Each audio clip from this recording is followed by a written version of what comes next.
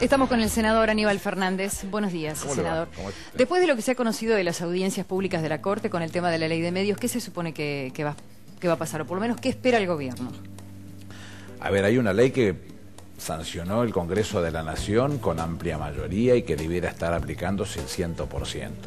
Hay algunos artículos como el 161 que habla del desprenderse de algunos bienes cuando uno tiene posición dominante, es una ley antimonopólica esta, y el otro es el artículo 45 que define cuál es la cantidad hasta la que es permitido que una persona física o jurídica pueda tener en medios audiovisuales. 4 años pasó ya, es demasiado grosera la situación en la que nos encontramos. Bueno, la Corte se puso sobre el tema, insistió a la primera instancia para que dictara sentencia, insistió a la alzada para dictar la sentencia y hoy la tiene en sus manos. Y armó esta audiencia pública en la cual permitió a los amicus curiae, a los amigos de la Corte, digamos, por ambas partes, que pudieran expresarse ahí. Y muchos eran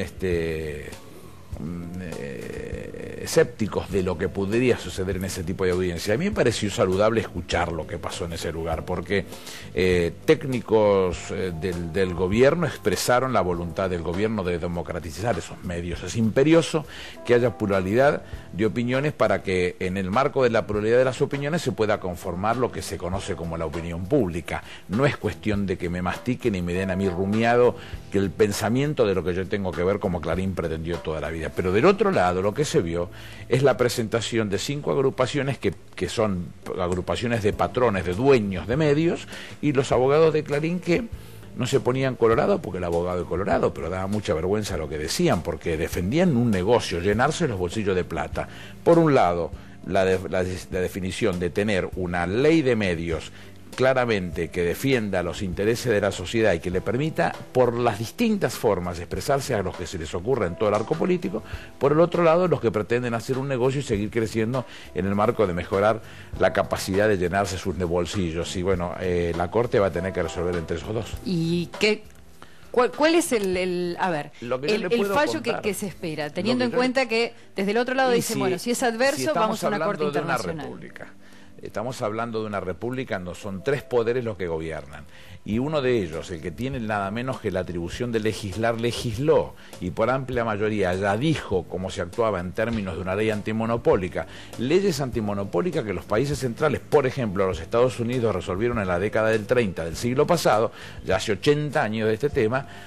Bien claro está que no se pueden tener posiciones dominantes y que no se puede tener la cantidad de medios que tiene el Grupo Clarín, y que va a tener que desprenderse de eso. Así debiera suceder, es por lo menos lo que la ley está. No gobiernan los jueces, gobierna el Poder Ejecutivo, y el Poder Legislativo es el que marca la cancha de alguna manera para definir esa propuesta. Bueno, esperemos que el Poder Judicial en este caso siga ese camino. No soy yo quien para decir a los miembros de la Corte lo que tienen que hacer. Es mi aspiración, es mi lectura. Senador, ¿cómo se va a implementar el operativo de seguridad con gendarmería en el conurbano? Ese operativo se viene implementando hace bastante tiempo con el operativo Sentinel. Lo que se hace es ampliar el operativo Lo primero que hay que aclarar que la Gendarmería, que nació con otro objetivo, que es el cuidado de nuestras fronteras, no se ve lesionada su actividad por la tarea que se hace en el conurbano, porque cuando yo dejé de ser el responsable de las fuerzas de seguridad, Gendarmería tenía 23.000 personas, o 23.000 hombres y mujeres al frente de esa propuesta, y hoy está rondando los 40.000, es decir, lo que se ha hecho es incorporar más gente, no para sacarla de la frontera, sino para poder aplicarla como una de las fuerzas de seguridad federales a lugares de esta característica. Me parece que sigue siendo la misma tarea que se viene dando hace 2 o 3 años, buscando los lugares que tienen implicancia y preocupación por parte de la sociedad, y actuar con rapidez. Me parece sumamente saludable. ¿Cree que va a seguir después de las elecciones de octubre? Sí, claro, nunca se detuvo, nunca se volvió para atrás con cada una de las veces que se fue incorporando personal y medios motorizados. Nunca se volvió para atrás, siempre se incrementó para buscar en la apertura del conurbano y en los lugares más álgidos con preocupaciones de esta característica, una participación de las fuerzas federales que pudieran actuar con más celeridad que lo que se esperaba hasta ese momento, y creo que los resultados se han obtenido, aunque falte mucho por conquistar, pero el objetivo es ese y nunca se volvió para atrás. Senador, la semana pasada fue eje de polémicas el anuncio de los cambios en el impuesto a las ganancias. ¿A favor? pero en contra sobre todo aquellos que dicen que esto se incluyó específicamente en la agenda después de que, por ejemplo, el Frente Renovador haya logrado incluir lo que fue el sector de Massa. Eso es mentira. Por varias razones, mentira. Revisemos cuántas políticas se vienen tomando al respecto por parte de la Presidenta de la Nación.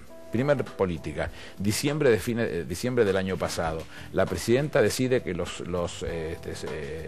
aguinaldos de los sueldos menores a 25.000 pesos no paguen impuestos a las ganancias. Primer política. Segunda, marzo de este año, la Presidenta decidió un aumento del 20% del mínimo no imponible.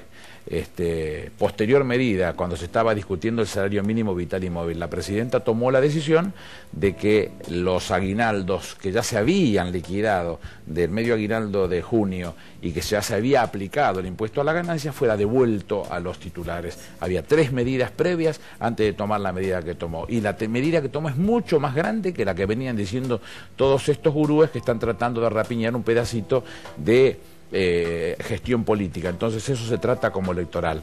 En primer lugar, la política no la conozco de otra manera que no sea haciendo política, sino es como los eunucos, saben de todo pero no pueden hacer absolutamente nada. La realidad es esta: hay que tomar decisiones todos los días, uno tiene que ponerse al frente de esas posturas y llevar a la práctica las políticas. Lo demás, esto es una gran declamación, un gran verso de un montón de personajes que forman parte de esa lista, que es un puchero a la española porque tiene de todo, que no se parece nada con nada, empezando por Massa, que representa al diario Clarín, puesto por el diario Clarín. Tercera es Mirta Tundi, que no sabe cuál no es nunca y está delante de un exgobernador de la provincia de Buenos Aires.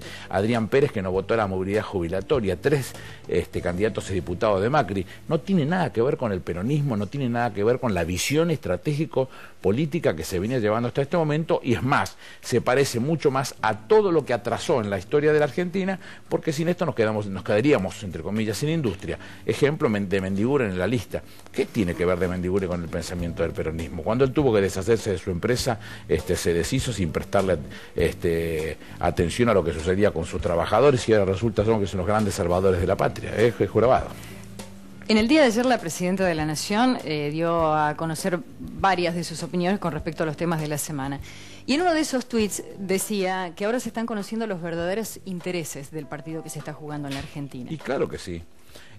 Yo no tengo dudas que si Cristina no fuera presidenta y en el marco de una propuesta futura, nuestro proyecto político, que comprende la parte más importante, a lo mejor en términos económicos, pero una parte social muy importante, una parte cultural muy importante, en términos económicos, defendiendo los intereses de los que menos tienen, de los más vulnerables.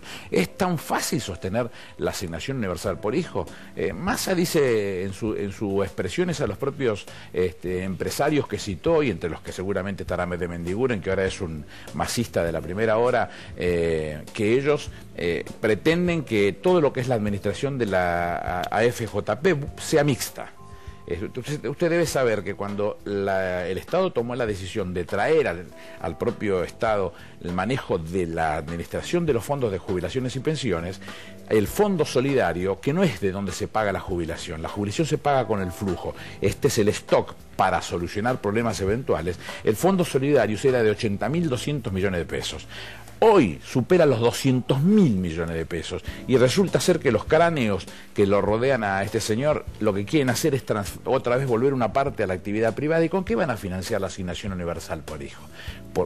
¿Cómo se entiende una decisión de esa característica? Pareciera ser que entonces todo va a contrapelo. Resulta ser que con el tema de ganancias lo que dicen es que debiera ser automático. ¿Y cómo se resuelve el ingreso de aquellos personales que están en negro o que están en actividades por afuera de la economía formal y que uno tiene que ir incorporándolas al mercado formal? Bueno, teóricamente el proyecto, hoy Massa va a presentar un proyecto al Congreso que tiene que ver con eso. ¿Qué proyecto si no es diputado? ¿Qué proyecto va a presentar? ¿Qué proyecto sino diputado? La Argentina, artículo 22 de la Constitución, no delibera ni gobierna sino a través de su representante, en todo caso después del 10 de diciembre cuando lo sea. Lo que van a presentar es un verso de un papel escrito por alguien que se lo escribió y que va a decir que es su proyecto para llevar adelante una propuesta que mejore la situación de no sé qué cosa. Pero la realidad es que es una mentira, porque hasta el 10 de diciembre no lo puede presentar. Los que dicen que son sus diputados van a poder presentarlo y se va a tratar sabe Dios cuándo, y seguimos mintiéndole a la sociedad creyendo que esta va va a ser la solución, pero van a tener 2 años, una vez que ingrese, porque seguramente va a ingresar, una vez que ingrese para ver cuántas cosas son capaces de llevar a la práctica, se va a dar cuenta que todo es un gran bluff montado sobre la estructura de su jefe, de verdad, que es Mañeto, y detrás de lo que es Clarín, abriéndole todo el juego con TN, con Canal 3 y con todos los medios que les corresponden para proponer un candidato que es el que le gusta. Es lo que Mañeto hizo hace 3 años atrás con esa famosa cena en la que tuvo Reutemann, Manzola, Duhalde, Macri y de Narváez. Es lo mismo. No tenían aquí ninguno que le diera el piné. Parece ser que a este muchacho le da un poquito más y están tratando de ponerle todo para que le vaya bien en estos términos. Pero lejos está de pensar en lo que le necesita el hombre y la mujer común de a pie, que todos los días requiere de algún derecho y que no se lo van a conquistar seguramente. Gracias por la visita, senador. Gracias a ustedes. Seguimos. Las gotas caen en el charco de mi alma, dice el tango Garúa. Garúa, tristeza, hasta el cielo se ha puesto a llorar. ¿Lloverá esta noche? Le preguntamos a Royano, dice que hay una mínima chance.